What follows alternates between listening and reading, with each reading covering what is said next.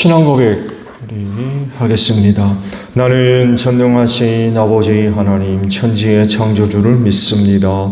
나는 그의 유일하신 아들 우리 주 예수 그리스도를 믿습니다.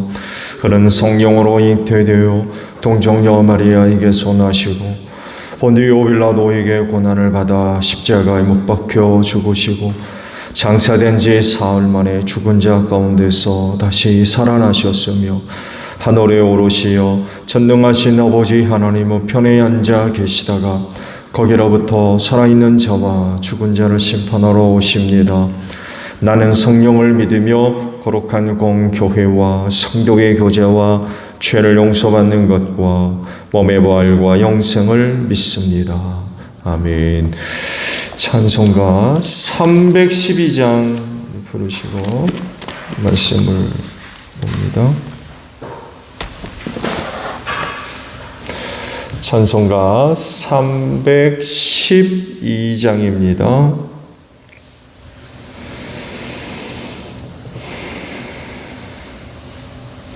너 하나님께 이끌리어 일평생 주만 바라면 너 어려울 때 힘 주시고 언제나 지켜주시리. 주 크신 사랑 믿는 자 그 반석 위에 서리라. 너 설레는 맘 가다듬고 희망 중 기다리면서 그 은혜로우신 주의 뜻과 사랑에 만족하여라. 우리를 불러주신 주 마음에서 원하신다. 주 찬양하고 기도하며 내 번부님 써다하라. 주 약속하신 모든 은혜 내게서 이루어지리라. 잠되고 의지하는 자 주께서 기억하시리. 아멘. 창세기 26장 12절이에요. 창세기 26장 12절로 22절까지 보겠습니다. 이삭이 그 땅에서 농사를 지어서 그 해에 100배의 수확을 거두어 드렸다. 주님께서 그에게 복을 주셨기 때문이다.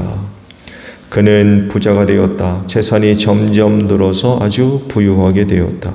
그가 양떼와 소떼, 남종과 여종을 많이 거느리게 되니 블레셋 사람들이 그를 시기하기 시작하였다. 그래서 그들은 이삭의 아버지 아브라함 때에 아브라함의 종들이 판 모든 우물을 막고 흙으로 메워버렸다. 아비멜렉이 이삭에게 말하였다. 우리에게서 떠나가시오.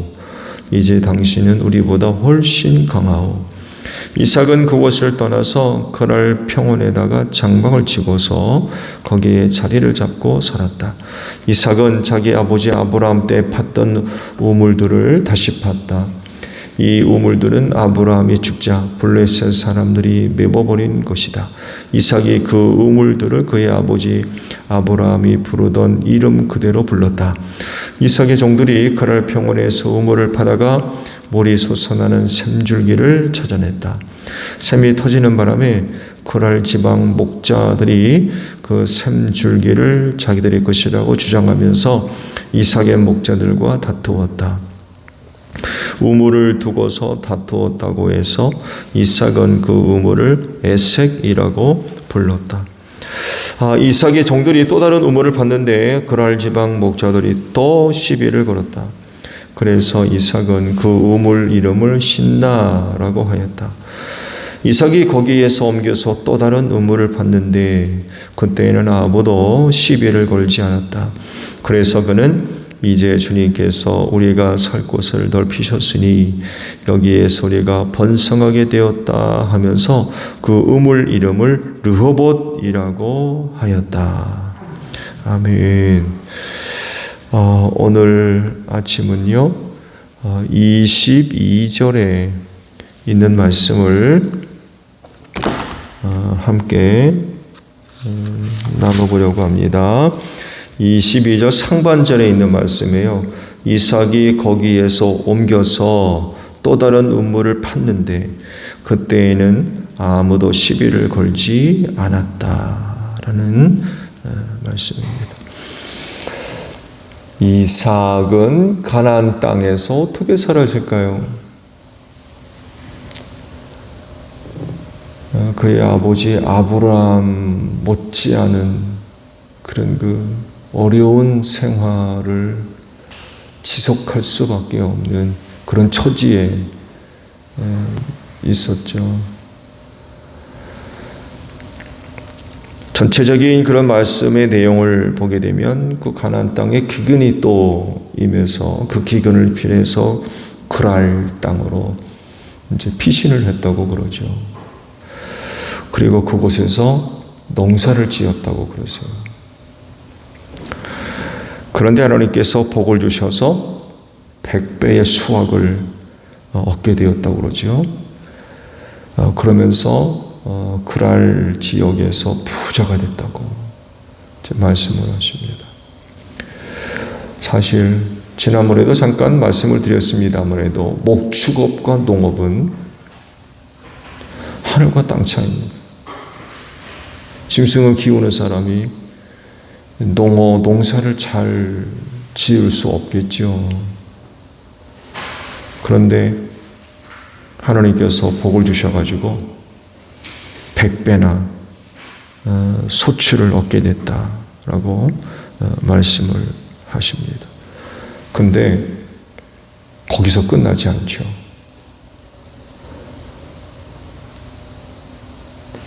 하나님께서 복을 주셔서 부자가 됐다고는 하는데 이게 빈미가 돼가지고 그 지역 사람들로부터 시기를 사게 돼요.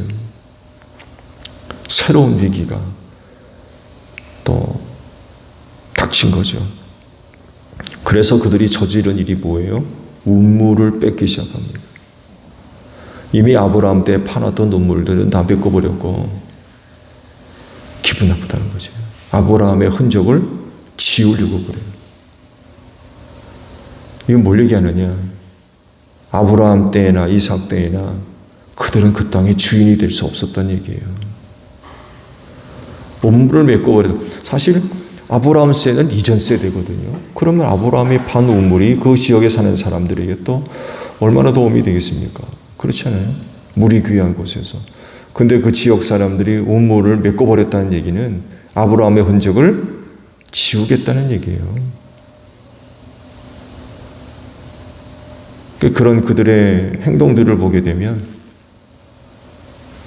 여전히 그 아브라함과 그 이삭에 대해서 경계심 혹은 부정적인 생각들, 이런 그 생각과 태도들이 여전히 가시지 않고 있었다는 거예요. 그만큼 이방인의 그곳 생활이 편할 리가 없는 거죠. 그러니까 이삭이 복받은 게 시기가 나가지고 이삭이 우물을 할 때마다 뺐죠. 우리 거라고 그러면서.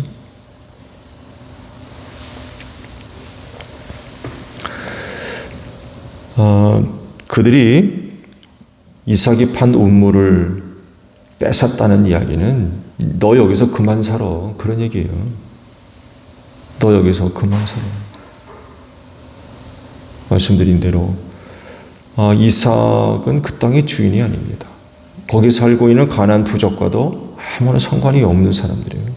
씨족 중심의 사회였기 때문에 그 씨족 안에 다른 사람이 들어올 때에는 이건 생활이 거의 불가능한 거예요.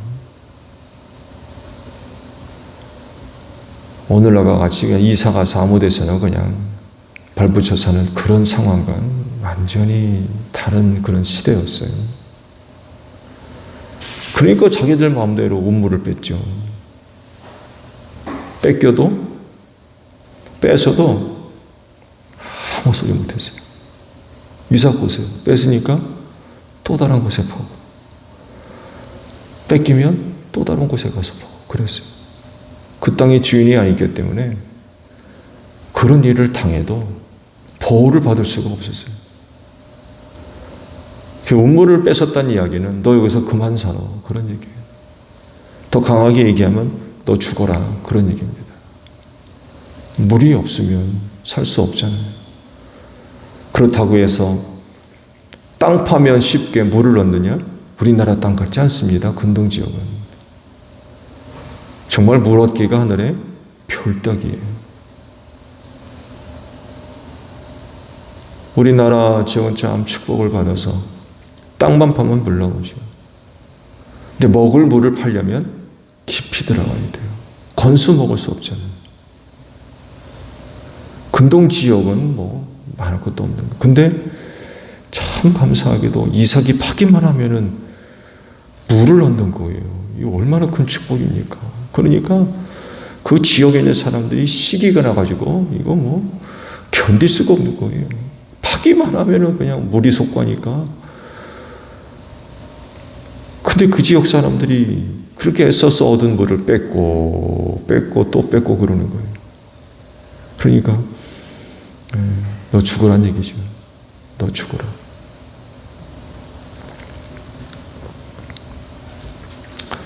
내용만 달리했지 여전히 이삭 시대의 가나안 땅에서의 생활은 시련이 아브라함 때부터 계속 일어나는 거예요. 시련이. 그리고 그가 겪었던 그와 같은 어려운 일은 사실 고향 땅에 살았다 그러면은 전혀 일어나지 않는 일들이거든요. 근데 낯선 땅으로 오니까 겪을 수밖에 없는 그런 일들이 되어버렸어요. 일어나지 않을 일인데 이사 왔다고 그렇게 괴롭히는 거예요. 그러니까 거기 살 동안 그런 어려움은 계속해서 겪을 수밖에 없었던 거예요. 아브라함 때도 그렇고 이삭 때도 그렇고 내용만 달리할 뿐이지 시련의 바람이 그치지 않고 계속해서 부는 거예요. 중요한 것은 이삭이 그때마다 보여주는 모습이에요. 그 땅 떠나지 않습니다. 그 땅에 살면서 안 당해도 돼야 할 그런 그 시련의 바람을 맞아도 그 땅 떠나지 않아요. 이방인이 낯선 땅에서 그런 그 일들을 당하게 되면 못 견딥니다. 못 견뎌요. 야반도주라고 그러죠. 도망갈 수밖에 없어요. 못 견디고. 근데 음모를까지 빼앗기는 최악의 시련을 당해도 그는 그 땅을 떠나지 않고 계속해서 머물러 있어요. 왜 그랬죠? 하나님께서 떠나지 말라고 그러셨어요. 떠나지 말아라. 그 아브라함 때에는 그런 말씀을 안 하셨거든요. 근데 가만두니까 자기 하고 싶은 대로 그냥 그러는 거예요. 그래서 이번에는 아예 이삭한테 나타나셔가지고 떠나지 말아라. 너는 그 땅 떠나서는 안 된다. 그런 명령을 하셨죠. 그게 가장 큰 이유일 겁니다. 떠나지 말라고 하시니까 어떤 일을 겪어도 그런 일을 당하면서도 견디는 거예요. 그 땅 떠나지 않고. 믿음도 좋지만 그런 하나님을 믿는 믿음도 좋지만 시련의 바람이 그치지 않고 계속 보는 거예요. 계속해서 100배나 수확을 얻는 축복을 받아서 부자가 됐어요. 그렇다고 해서 문제가 없냐? 그렇지 않았던 거예요. 계속해서 시련의 바람이 불어오는 거죠. 최악의 위기입니다. 우물을 뺏기니까 어떻게 살아요? 최악의 위기예요. 생명을 유지하느냐, 그렇지 못하느냐에 심각한 그런 그 위기를 맞이했던 거죠. 이렇게 이삭도요, 그 땅에서 100배의 소출을 얻어서 부자가 됐음에도 불구하고 가나안 땅은 얼마나 어렵고 힘들게 살았는지 몰라요. 정말 못 견디게 어려움을 겪었어요. 견디기 어려울 정도로.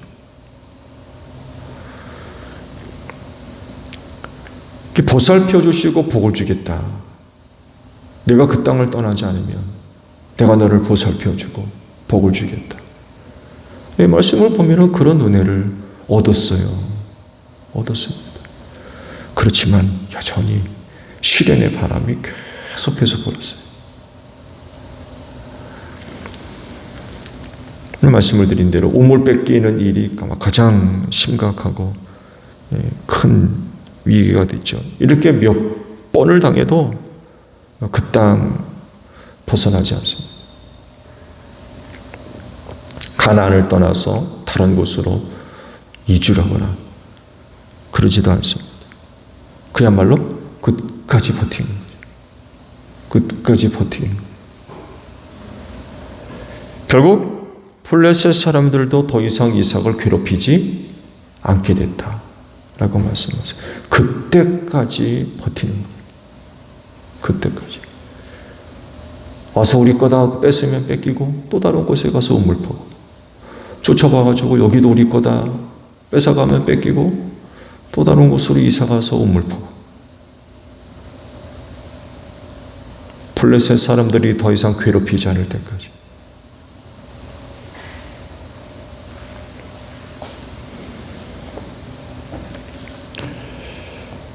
우물을 빼앗기는 심각한 위기에 빠지기도 했지만 결국 이삭은 끝까지 잘 참고 견뎠습니다. 이런 힘이 어디서 나왔느냐라고 할 때 역시 하나밖에 없어요. 하나님을 의지하는 믿음에서 얻은 힘이었던 거죠. 하나님을 믿는 믿음에서 얻은 힘이었어요. 그 땅을 떠나지 말아라. 그러면 보살펴주고 복을 주겠다. 그렇게 말씀하신 하나님을 끝까지 믿고 의지하니까 견뎌내는 거예요.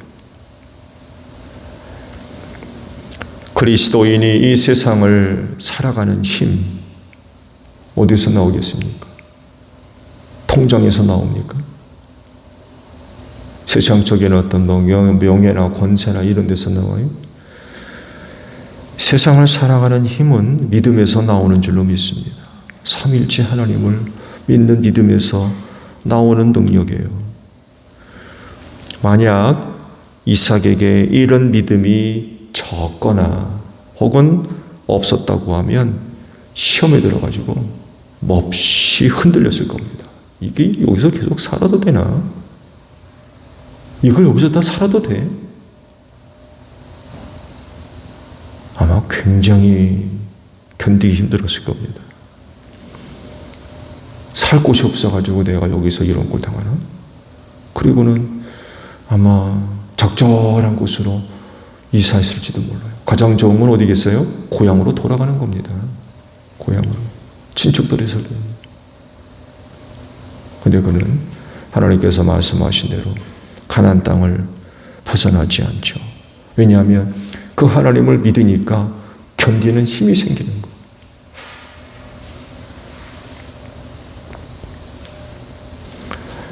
무기력해 보이죠. 그렇게 사는 이삭이 굉장히 무기력해 보여요. 뺏으면 뺏기니까. 그리고 그렇다고 해서 이삭이 진짜 무기력하냐? 그렇지 않습니다. 아브라함 때 지난번 말씀드렸잖아요. 롯이 그 지역에 전쟁이 벌어졌을 때에 연합군에게 패해가지고 조카 롯이 붙들려 갔잖아요. 재산 다 잃어버리고.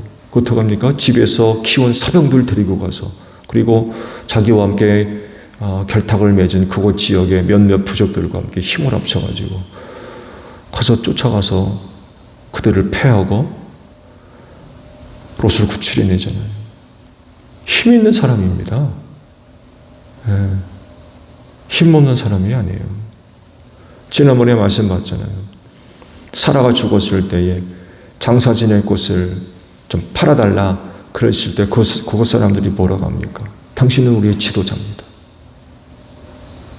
그 사람들이 인정했던 겁니다. 당신은 우리의 이 지도자입니다. 아브라함 때 가졌던 그 힘 누구한테 줬겠어요? 이삭한테 그대로 물려줬을 겁니다. 결코 힘없는 사람이 아니에요. 근데 그 지역 사람들이 와가지고 뺏으니까 그냥 뺏겨요. 칼 한 번 들지 않습니다. 굉장히 무기력해 보이죠. 근데요, 하나님이 그런 사람을 어떻게 보시느냐라고 할 때에 완전한 사람이었어요. 표면적으로 보게 되면 무기력해 보이지만 하나님께서 보실 땐 그는 하나님의 완전을 갖고 있는 사람이었어요. 마태복음 5장의 말씀 보게 되면 그 유명한 산상수훈에 관한 말씀들이 길게 설교로 메시지가 기록이 되어져 있죠. 그 내용 중에 하나가 그런 말씀이 있어요. 보복하지 말아라.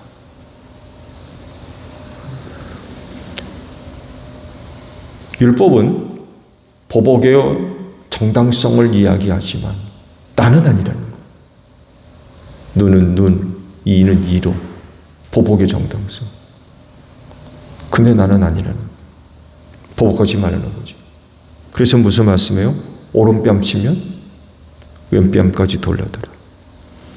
누군가 고소해서 내 속옷을 달라고 하면 겉옷까지 벗어줘라.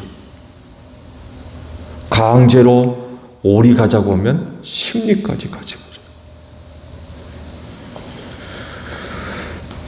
그러시면서 결론은 그거예요.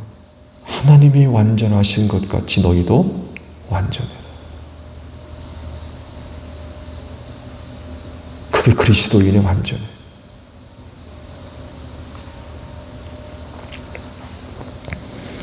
말씀드린 대로 세상은 이삭을 무기력한 사람으로, 무능한 사람으로 보는데 전혀 이상하지 않아요. 그냥 뺏기니까. 근데 하나님은 세상에 보는 시각으로 이삭을 보지 않는 거죠. 전혀 다르게 보고 계시는 것. 그러므로 우리 그리스도인도 하나님을 믿는 믿음으로 얻는 그 힘을 갖고 시련들을 끝까지 견디고 참아내시기를 바랍니다. 이런 모습이 그리스도인의 완전을 이루어가는 모습이에요. 그리스도인의 완전.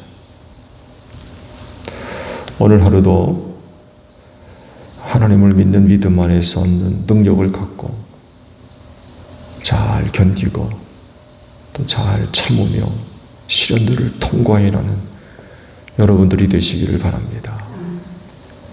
내가 완전하니 너희도 완전해라 라고 하는 말씀이 바로 그런 그 모습들을 통해서 이루어져 가는 것입니다. 오늘도 그리스도의 완전을 이루어가는 여러분들이 되시기를 바랍니다. 주기도문합니다. 하늘에 계신 우리 아버지, 아버지의 이름을 거룩하게 하시며 아버지의 나라가 오게 하시며 아버지의 뜻이 하늘에서와 같이 땅에서도 이루어지게 하소서. 오늘 우리에게 일용할 양식을 주시고 우리가 우리에게 잘못한 사람을 용서하여 준 것 같이 우리 죄를 용서하여 주시고 우리를 시험에 빠지지 않게 하시고 악에서 구하소서. 나라와 권능과 영광이 영원히 아버지의 것입니다. 아멘. 기도하겠습니다.